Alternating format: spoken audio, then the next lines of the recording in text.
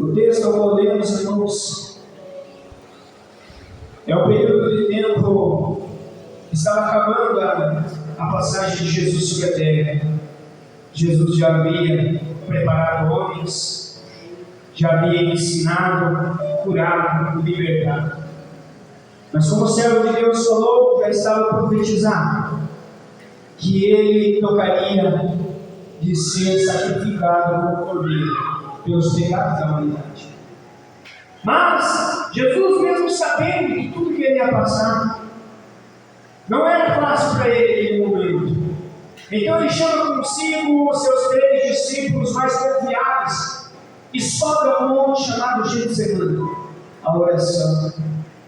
E ele fala para os discípulos: ficai aqui, orando e buscando, que eu vou ali mais adiante orar, porque a minha alma está angustiada até a minha morte. Aí Pedro, João, Tiago ficaram ali orando, e Jesus foi mais adiante, dobrando o joelho, quem sabe milhões e milhões de demônios ao seu redor, tentando lançar, saudar e reclamar em Cristo, dizendo: desista da cruz, desanima da cruz, vai morrer por eles, pelos pecadores. Mas ele, chorando, angustiado, a Bíblia diz que o seu suor transfigura em gotas de sangue agora. Mas mesmo naquela ânsia, naquela angústia, ele chorava e dizia que não fosse feita a vontade dele, mas a vontade do Pai para mim era. E ele fala: Pai, se for possível, passe de mim esse cálice. Ou seja, não permita eu passar por essa cruz. Salve o povo se eu passar por ela. Só que não seja feita a minha vontade, mas a tua vontade, Pai. Jesus reconheceu que naquele momento a vontade dele era de voltar para trás, talvez. Então, até na vida que Jesus passou muitas vezes esse pensamento, naquela hora da angústia, da aflição.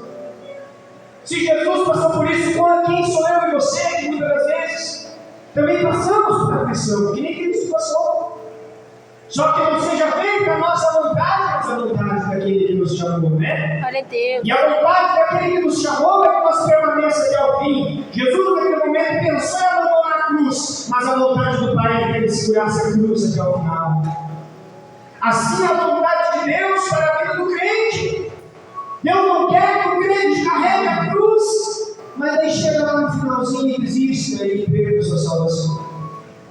Por uma simples dor, por uma simples luta no casamento, ou até mesmo financeira. Agora o crente vai abandonar Jesus por coisas simples dessa vida. E a Bíblia diz que Jesus na aflição disse: não seja feita a minha vontade, mas a tua, Pai.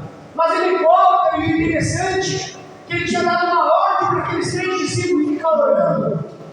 Mas quando ele volta, pega eles dormindo, pega eles adormecidos.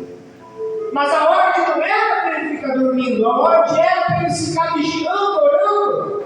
E Jesus fala para eles: olha, vigiai e orai, porque por mais que o teu espírito esteja pronto, uma carne fraca, e você pode cair em tentação.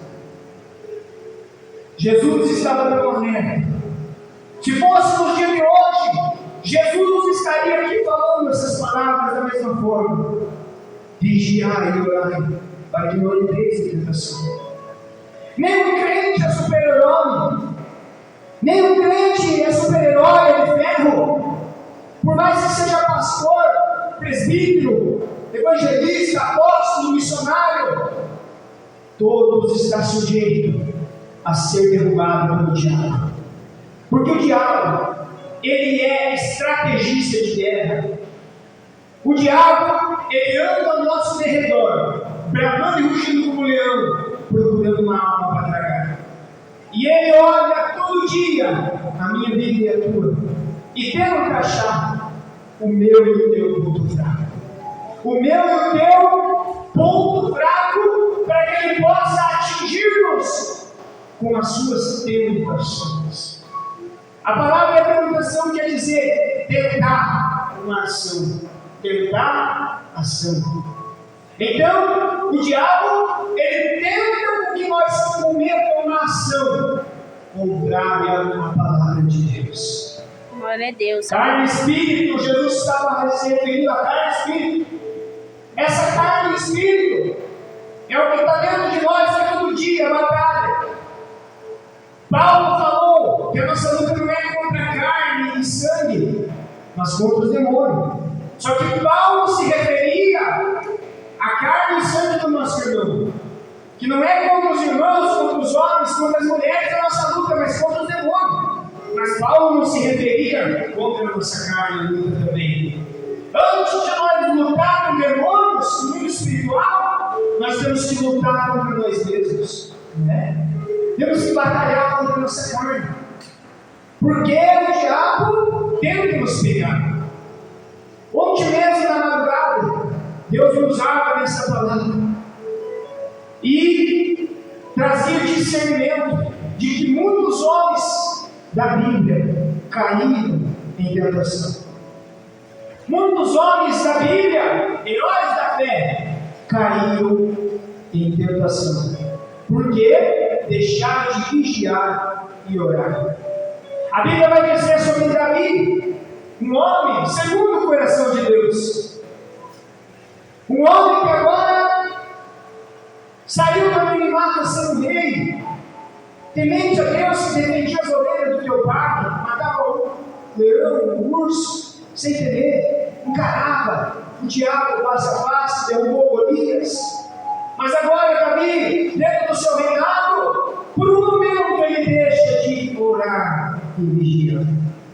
E a tentação sobrevém sobre ele, com seus olhos ele cobiça e deseja a mulher do seu amigo, que também estava na guerra, Urias.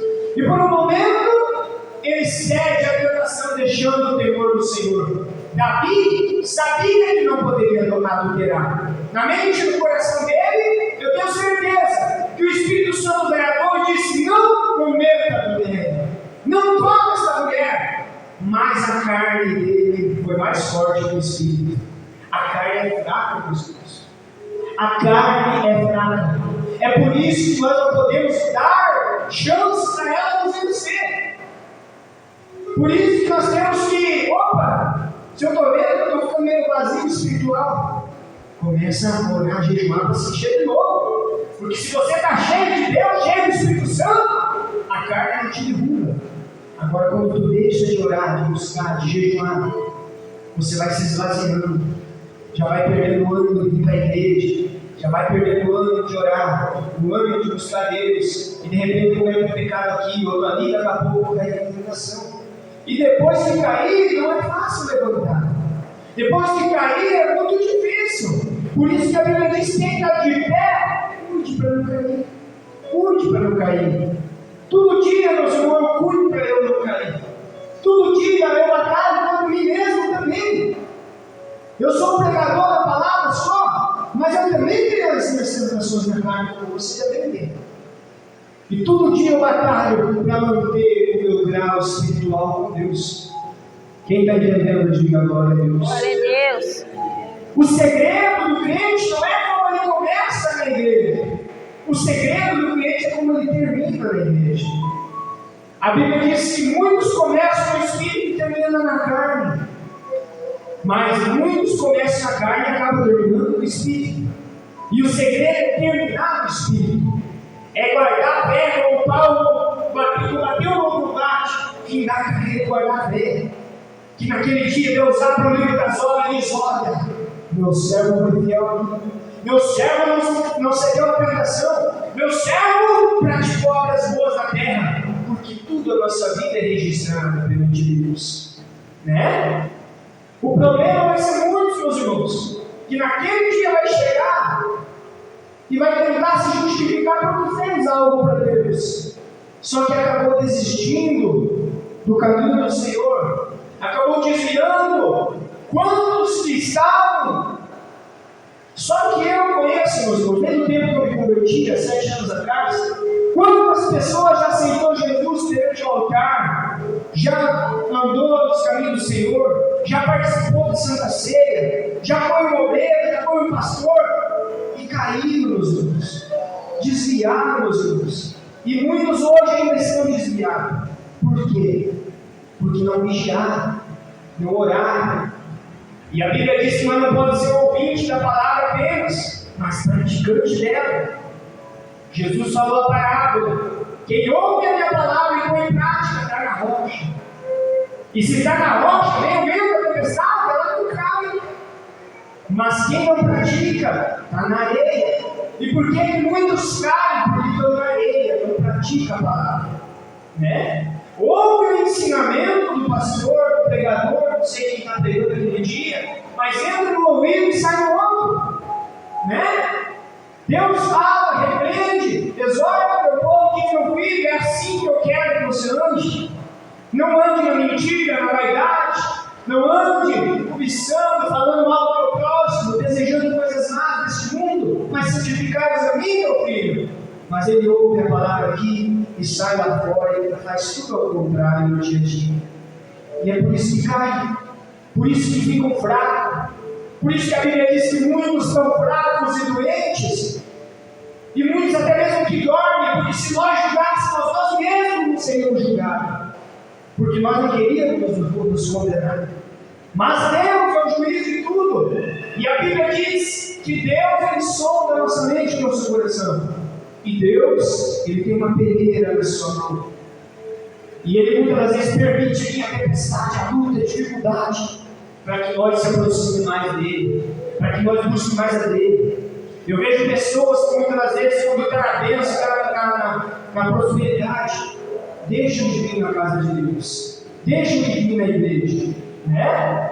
Aí Deus precisa apertar um pouquinho para que eles possam se apegar com ele de volta, né?